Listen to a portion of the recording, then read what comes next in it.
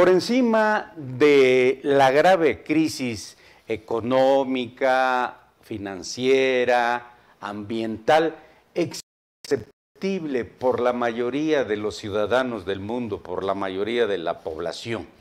Y es precisamente la crisis en el derecho, la crisis jurídico-legal como resultado de los intereses y compromisos de los gobiernos, de los partidos, de los grupos de presión y de interés, los poderes fácticos y de iure. Para hablar brevemente, porque el tiempo es muy limitado, tenemos esta tarde al doctor Marco Antonio Baños Avendaño. Doctor, bienvenido. Muchas gracias. Buenas tardes. Usted, buenas tardes y estoy muy contento de estar con ustedes. Abramos fuego, doctor, con una pregunta con jiribilla. Con respeto profundo a nuestros televidentes y a las autoridades, es obligado cuestionar el statu quo. ¿De qué diablos nos sirve el Estado de Derecho, no tan democrático en México, la Constitución General de la República y la Constitución de los Estados, cuando desde la Presidencia de la República, a través de decretazos y a través de imposiciones de iniciativas de ley en el Congreso de la Unión, se atenta contra la esencia de estas instituciones nacionales no sujetas a los conceptos de tiempo y espacio? Bien, a mí me gustaría contestar primeramente que vivimos un Estado constitucional de derecho o Estado democrático de derecho. ¿Es correcto señalarlo así? Cuando la responsabilidad del legislador no está comprometida con los mecanismos de control constitucional que debemos tener actualmente, por supuesto, existe una grave irresponsabilidad local. No tenemos hasta la fecha omisión legislativa. Sancionable. No tenemos ningún mecanismo garantizado por el Estado. Así es. En la Constitución local. Sí. El constitucionalismo está hecho precisamente de doctrina, de práctica, y no tenemos muchas prácticas como en otros países. Tampoco tenemos asambleas debidamente constituidas constitucionalmente, por eso el problema de los usos y costumbres o sistema de normativos indígenas. Tampoco tenemos figuras como el amicus curiae, o el amigo de la corte, sí, claro, en la cual el caso Florenz Cassens fue muy sonado y que por un amicus curiae pudo salvar su situación jurídica.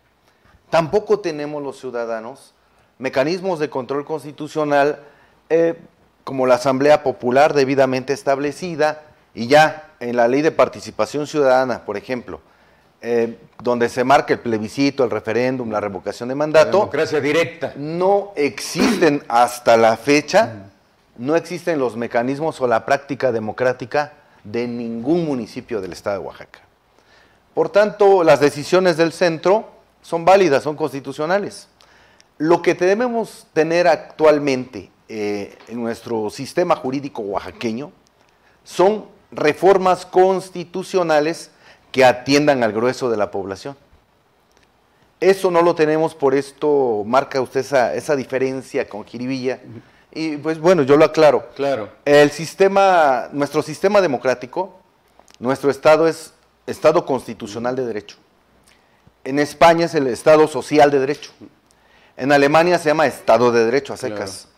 Nuestro Estado constitucional de derecho debe marcar un principio fundamental que no tenemos bien establecido, que es el equilibrio de poderes. Así es. No basta la división de poderes. Así es, no basta la división, sino el equilibrio perfecto de la división de poderes. Real. Real, que se cumpla. Segundo, la participación democrática del pueblo en los mecanismos de participación democrática. De manera activa y permanente. Para que se robustezca la democrática y sea auténtica. Así es. Y ello requiere construir ciudadanía a través de la educación, a través de la formación política. En esta tarde se citó que debemos tener identidad. Eso es fundamental. La identidad del oaxaqueño es piedra fundamental. Piedra de toque. Así es, el fundamento del origen de la nacionalidad mexicana. Claro. Y eso el legislador está obligado a robustecerlo en propuestas educativas, en propuestas constitucionales, en propuestas legales, y hasta la fecha no se ha hecho. Doctor, usted, además de un consumado humanista, a quien admiro y respeto, y lo digo públicamente, a nadie regateo méritos, también es un amplio conocedor del constitucionalismo, no solo local, nacional, sino global. Y en ese sentido, un gran problema ante su insistencia de que sean los legisladores quienes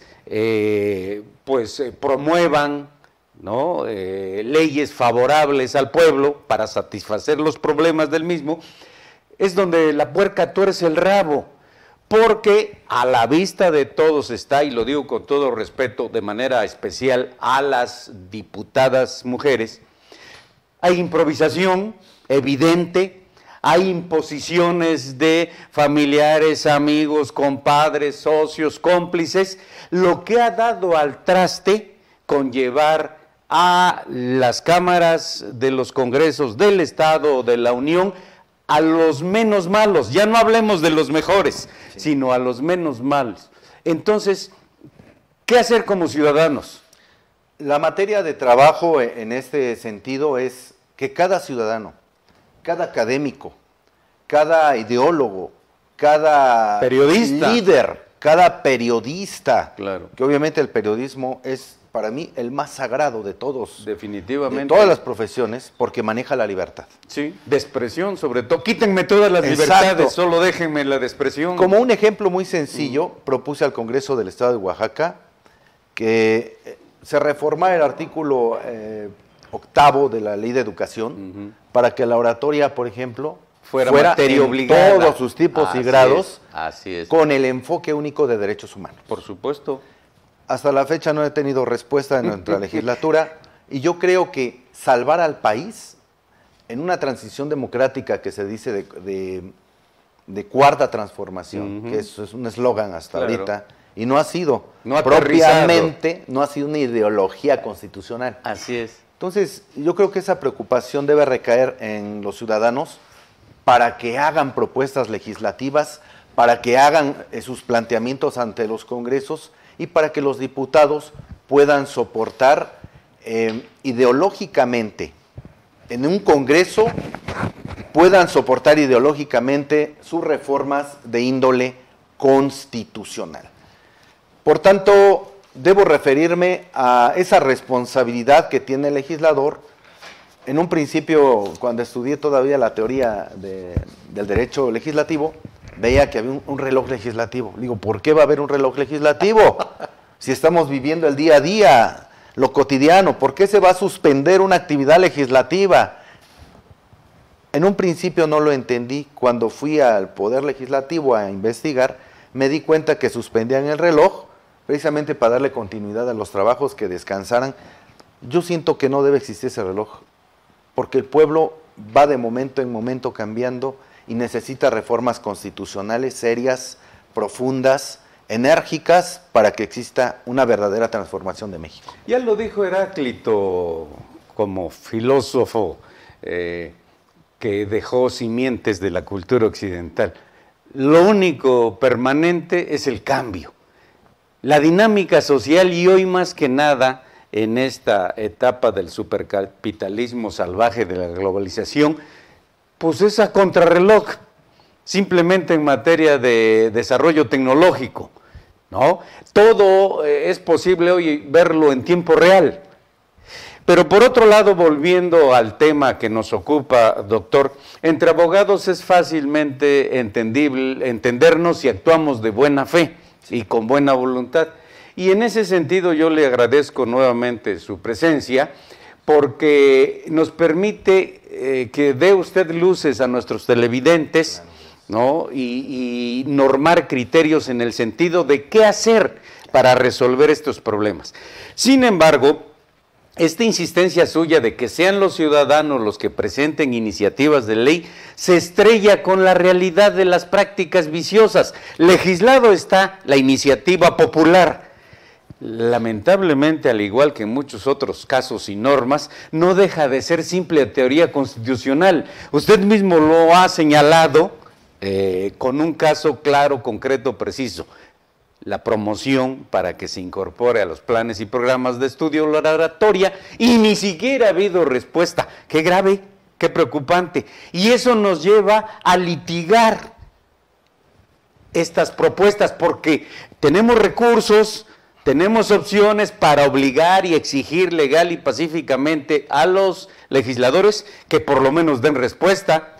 A mí me gustaría bastante señalar otra omisión legislativa que comete nuestro Congreso. Claro. Yo soy muy directo para hablar. Así debe ser. Y con una expresión franca y abierta, porque... Gracias a Dios es usted un hombre libre de pensamiento y acción. Gracias, ¿no? Y no podemos simular tampoco una verdad. A ver, aquí en Oaxaca se hizo una propuesta para que los policías tuvieran derecho a la jubilación. Así es. No tienen derecho a la jubilación. Es decir, quien da su vida día a día en las calles de la ciudad, quien está cuidando la seguridad pública, no tiene derecho a jubilarse. Y hay personas que rebasan los 60 años, que son policías, y siguen trabajando de sol a sol, día a día, pero no tienen derecho a jubilarse. Es decir, es un derecho pulverizado, extinguido, y que el Estado no les ha reconocido de manera plena. El municipio de Oaxaca tampoco, como muchos otros municipios que existen en nuestro estado de Oaxaca. Entonces, una preocupación muy grave, muy grave. No muy desconozco los recursos, los instrumentos legales que tenemos los ciudadanos para obligar a las autoridades de los 3 órdenes de gobierno no solo a darnos respuesta, sino a motivarla y fundamentarla. Pero me gustaría escuchar en sus palabras qué podemos y tenemos que hacer los ciudadanos cuando se den estas graves irresponsabilidades, porque se hace extensivo prácticamente a los derechos humanos, como se llama hoy en día, las garantías constitucionales, en la primera parte de la Constitución, en su parte dogmática. Está legislado a favor del pueblo y de los ciudadanos mexicanos el derecho a la vida. Sí. Y sigue siendo materia de discusión porque no se cumple. El derecho a la salud, a la educación, a la alimentación, al trabajo, a la vivienda, por enumerar algunos cuantos. ¿Qué hacemos, doctor? Los mecanismos de control constitucional son muy claros. Tenemos uno de ellos, se llama juicio constitucional de amparo. Sí, claro. Ante una solicitud debe responder al peticionario una autoridad, y en el artículo 13 de la Constitución de Oaxaca nos dice, es más garantista que la federal, que dice breve tiempo. La de Oaxaca dice que debe contestarse en el término de 10 días. Excelente. Pero los ciudadanos mexicanos no fundamentamos correctamente las solicitudes, no las podemos a veces motivar. Me autoadscribo porque formo parte del conglomerado del pueblo. Supuesto. Pero, sin embargo, estos mecanismos ayudan a las personas a que se cumpla la Constitución. Cuando los mecanismos de control constitucional son utilizados por el común de la población, hay mejores respuestas porque hay planteamientos jurídicos y respuestas jurídicas. En muchos de los casos yo planteaba, en Argentina, por ejemplo, cuando se habla del amparo colectivo, ahí funciona en materia de sindicatos, de partidos políticos, en materia electoral. Sí, claro. En México no funciona el amparo en materia electoral, es improcedente. Sí, entonces, ahí nos topamos con una realidad jurídica muy diferente. Entonces, ¿qué es lo que tenemos que hacer? Primero, como vivimos en un régimen constitucional, debemos promover constitucionalmente ante todos los problemas imperantes. Segundo, si no existe respuesta, utilizar esas vías legales y agotarlas. Claro. ¿Qué pasa cuando se agota una vía constitucional y no hay respuesta de la autoridad? Ahí es cuando se desbordan las pasiones, claro, cuando se toman las carreteras, cuando el ciudadano harto va y busca a la autoridad y cierra la atención al público. ¿Cuántos municipios no hemos visto con estos problemas? Así es. Hoy mismo, no, perdón, Así, bueno, hoy, ayer y antier, bueno, pues bloqueos carreteros, bloqueos de calles, bloqueos del crucero del aeropuerto, como resultado de esa pues falta de atención, ¿no? A las demandas sociales. Exacto. ¿Y qué es lo que se tiene que hacer? Bueno, dicen en las propuestas el diálogo entre el gobierno y el ciudadano. Claro. El ciudadano de a pie es el que más pierde. El que va a trabajar, el que te traslada de un lado a otro. No tiene vehículo. Y aparte de eso, no tiene las condiciones de seguridad de su persona. Así es. No tiene tampoco el garantismo que dicen tener las normas jurídicas que defienden los derechos humanos. Claro. Nuestro sistema jurídico es imperfecto en ese rubro. Totalmente. Por eso podemos decir que nuestra democracia es inacabada. Así es. Nuestro constitucionalismo está siendo perfectible. Claro. Pero no hemos podido construir un constitucionalismo local con normas auténticas que se adecúen a la realidad nacional y a la que estamos viviendo. Por eso necesitamos reformas constitucionales que atiendan al grueso de la población. Así es. Los problemas, perdón, por acotar un punto muy rápido. Los problemas del artículo 115, lo que el municipio debe otorgar a sus ciudadanos, está rebasado. Bueno, la propia capital, ¿no? En materia de abasto de agua, se ha abrogado el Estado, el gobierno del Estado, ese servicio, restándole ingresos al municipio de la capital oaxaqueña y el cumplimiento de su obligación constitucional. Exacto. La basura. Por supuesto. La seguridad pública, sí. Reitero. Los problemas de pagos en materia laboral que tienen los trabajadores para su municipio. Ahí tenemos el caso de Jojocotlán. No, terrible. Terrible. Entonces, estamos viviendo en un régimen constitucional que necesita ser reforzado. Así es. Que los diputados necesitan tomar cartas en el asunto para que los problemas más álgidos de la ciudad, de los municipios, sean resueltos de manera más pronta. El hecho de tener esa responsabilidad los obliga a atender al pueblo. Es una responsabilidad democrática, es una responsabilidad constitucional y es una responsabilidad que como ciudadanos podemos señalar. Doctor, el tiempo se agota. Una pregunta para cerrar también con jiribilla. Con jiribilla, por favor. Con jiribilla, sí, para cerrar el círculo. Gracias a Dios, a la vida, a nuestro esfuerzo, habemos miles de abogados en Oaxaca. Muchos como usted, prestigiados, reconocidos nacional e internacionalmente. Sin embargo, muchos, también me duele decirlo, han abdicado, han renunciado a ese liderazgo natural, porque han tenido acceso a un conocimiento superior que el resto de la población. Y una obligación de integridad, con una amplia base ética, es devolver al pueblo que el pueblo nos ha dado, sobre todo como a usted y como yo, egresados de la universidad pública. Pero afortunadamente en su caso y el mío, por nuestra formación liberal democrática, pues tenemos muy claro un proyecto de vida. ¿Cuál es el compromiso de los abogados en este sentido para dar luces y enarbolar esas banderas populares, esas demandas populares que además hasta nos permiten devengar la prestación de un servicio? Primeramente hay que culturizar a la gente, hay que abrirle los ojos, en qué régimen están ubicados, partiendo de ahí, que tengan identidad del lugar que están pisando, rescatar su cultura, su lengua, sus tradiciones, sus formas de gobierno interno, respetar su historia, implica una serie de compromisos sociales, internos, antropológicos incluso, Por eso es el concepto de nación, es un concepto antropológico. Y debemos, los profesionales del derecho, las personas que se dedican a manejar las libertades, necesitan despertar al colectivo humano, darles a entender, como por ejemplo, como este programa, Claro. qué pueden hacer o qué no pueden hacer, Así es. qué está prohibido y qué está permitido. Así es.